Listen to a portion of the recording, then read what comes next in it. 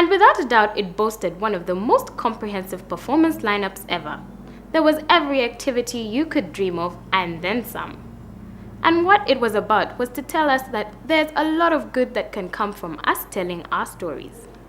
Hi, my name's George. I'm 21 and this is Mary. She's 22. We're both from the United Kingdom and we are history students. We met at university in Sheffield where we both studied African history and from that we're driven to come out to Uganda and get a different perspective on the history from what we've been taught in our courses. And that's how we came to be project directors of the Jali Sustainable Project.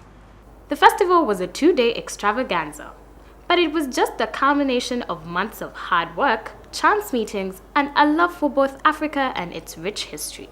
In November 2011, I had a bizarre chance meeting with a guy called Moses Chibuka Mwanga. I actually met him at a music event in Sheffield. Got chatting to him, discovered that he was from Uganda, which is somewhere that I'd come before, and so we got talking about Uganda and talking about the fact that I would love to come back and work here again. And off the back of that, started having meetings with him and talking about a project that he runs here, processing pineapples on an island on Lake Victoria.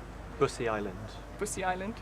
And so from chatting to him, came up with the Jali Sustainable Project, roped George in, a friend off my university course, decided that it would be much better if he could come out and give a hand with it. And from there on, got to the place where we are now. So I arrived in Uganda in September last year and I came to join Mary then to basically set up, plan and research for the exact project that we've started.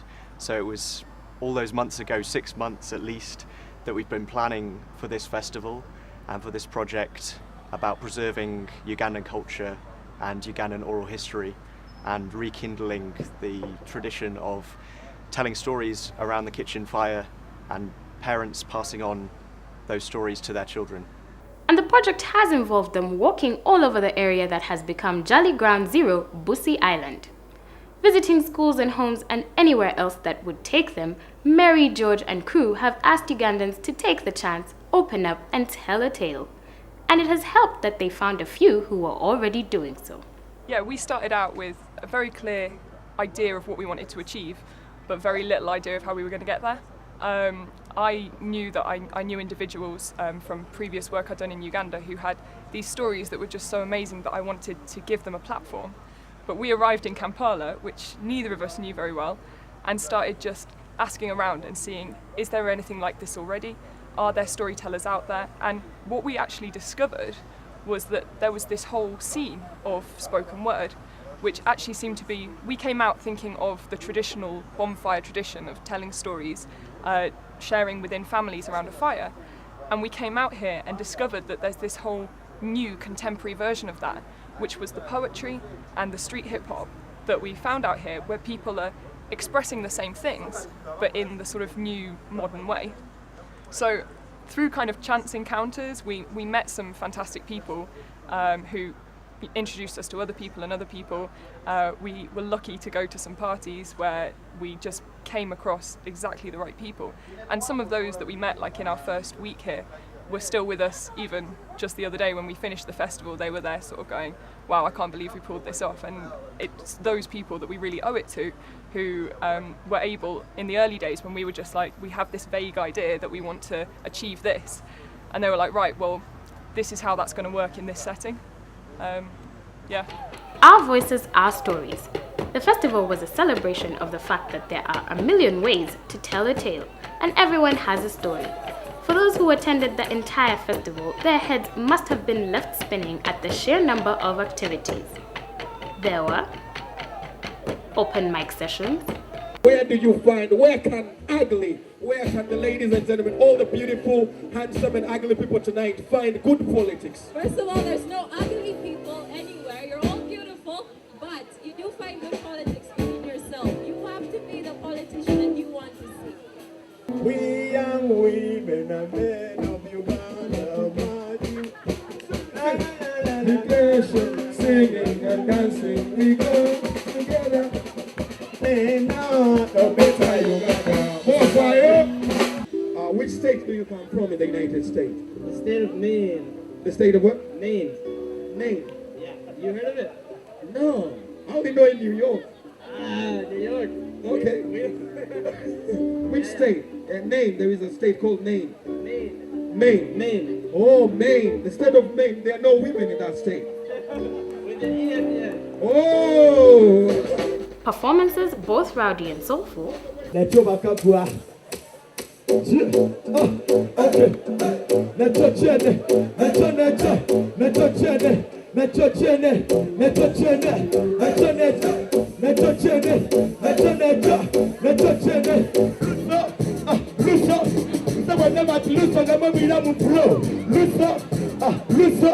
What I say, listen, use the flow, listen. Let your chin Johnny sing. He doesn't see the way I see. Oh God, tight I bring and turns it into something that is beautiful. Apparently beautiful, 'cause he has made me.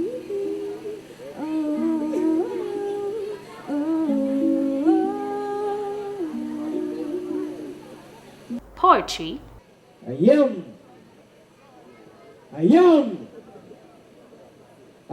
am His Capullo Nessanson Zinja the First. I was born in Luanga village. Call me village race, cause village race means the custom.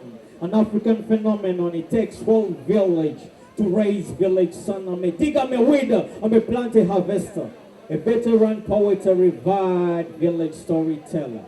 DJ mix sessions, Well, I don't give a shit. So, rap mags trying to use my black ass so advertisers could give them more cash for ads. Fuckers, I don't know what you take me as or understand the intelligence that Jay-Z has. The richest niggas I ain't know. I got 99 and even a hip-hop freestyle session which included none other than Rihanna.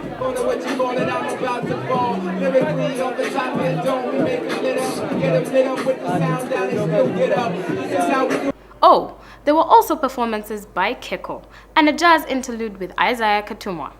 All these joined by the live bands and dancing and workshops and so on, all to show the many ways we can tell our stories with our voices. But one of the festival's highlights was the performance of the Sosoria Ndugu Dance Academy. They staged a play based on a tale from Chiga culture about a girl called Karagwe and her refusal to be put down because of her gender.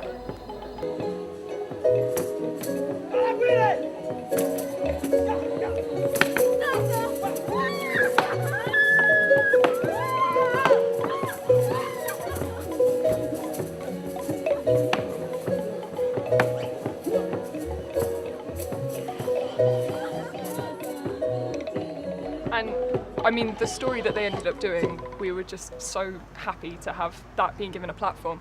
They were fantastic as performers, but the story at the heart, it was kind of a lesson about the power of women. The whole story about Karagwe, you sort of see her being underestimated by the men around and then proving that actually it's a woman who can save the day and proving that there's this celebration of it. Soon, Karagwe learned to fight bravely against both animals. They liked to fight and kill porcupines with a bow and arrows. Though they would shoot back with their natural arrows, she knew how to use a shield just like warriors to stop porcupine arrows.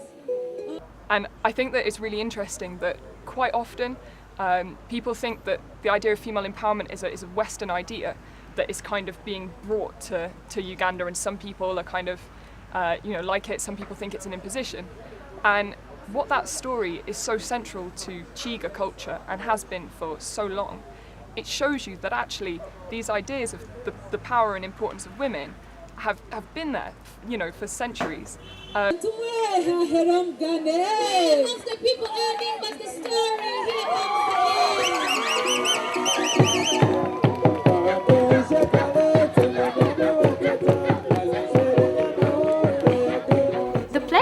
encapsulated the benefits we would enjoy once the people who have lived through the history give you their perspective.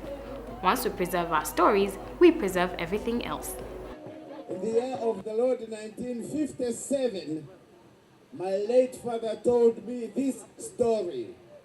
Stories were given out through the mouth when we would be at the fireside waiting for supper to cook, and in order for us not to fall asleep, our parents would tell us these stories.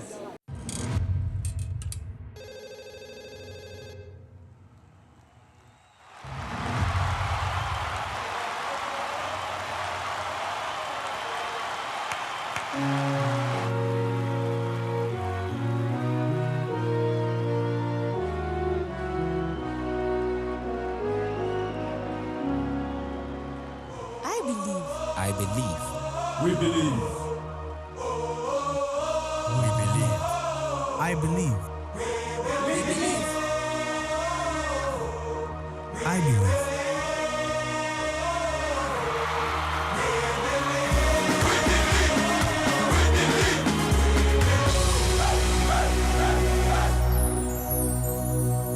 MTN.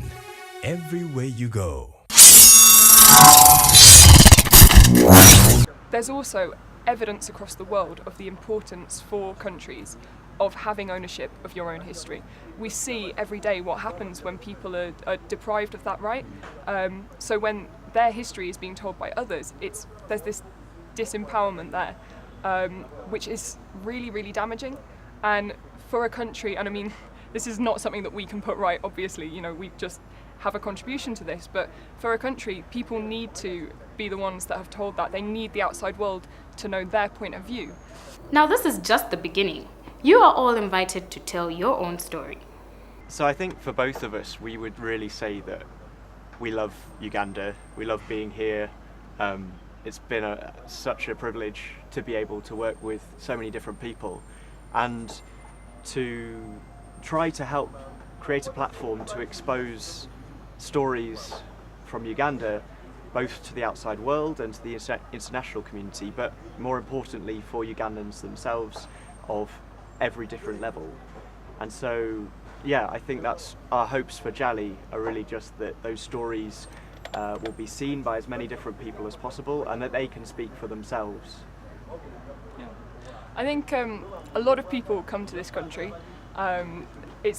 Uganda's a popular destination for people, and largely people love to see the gorillas, people love to go rafting, and those are fantastic. I mean, the wildlife, the landscapes here are stunning. And what we've learned is that the longer you stay here, the more you see of the country, and the more you understand it, and the more you talk to people, you get to really understand things that maybe as an outsider, you see that more because you don't take it for granted. And so that's really at the core for us, is just showing people that there's more to see here, and there's the country as a whole to enjoy, rather than just the kind of the sort of classical tourist attractions. So yeah, we want to expose that here, and then we want to share it with the people abroad, people at home.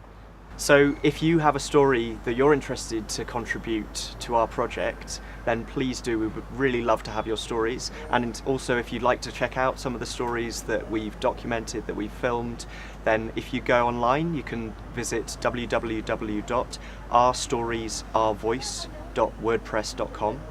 You can also follow us on Facebook and Twitter. So that's Facebook.com/Jali Sustainable. That's SUSTAINABLE, Sustainable.